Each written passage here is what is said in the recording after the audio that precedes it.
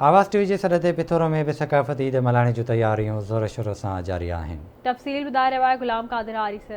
आवाज़ TV network 7 पारां 5 डिसंबर ते ऐलानियल इल्म पिरायो सिंध संवारियो जे सिलसिले में पिथौरो ऐं भरपासे में भी तैयारियूं जारी आहिनि। उन सिलसिले में पिथौर जे हाजी बादल नोड़ी प्राइमरी स्कूल में अब्दुर्रज़ाक नोड़ी जी मेज़बानी में सकावती तकरीब मुनक़द कई वई। इन तकरीब में स्कूली ॿारनि सकावती वेस पाई टेबलोज़ ऐं क़ौमी गीत पेश कया ऐं क़ौमी गीतनि ते रक़्स कयो। उन मौक़े ते उस्तादनि ऐं शागिर्दनि आवाज़ टीवी न्यूज़ सां ॻाल्हाईंदे चयो त शान तुंहिंजो ॾिठम ना सिंधी ॿुधम साह सदके कयम हिन जन्म हुन जन्म छा लिखां सिंध तुंहिंजे मथां छा लिखां सिंध तुंहिंजे मथां लड़के वड़ वड़ वड़ के लहरूं लड़के वड़ वड़ वड़ के लोलियूं ॾेथो वा मिट्टी मुंहिंजी मां दा नमूने से मल्हाईंदा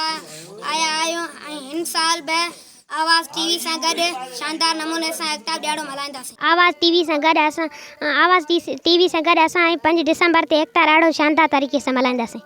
आवाज़ टीवी तरफ़ां 5 डिसंबर जे एकता ॾाढो मल्हाई रहिया आहियूं।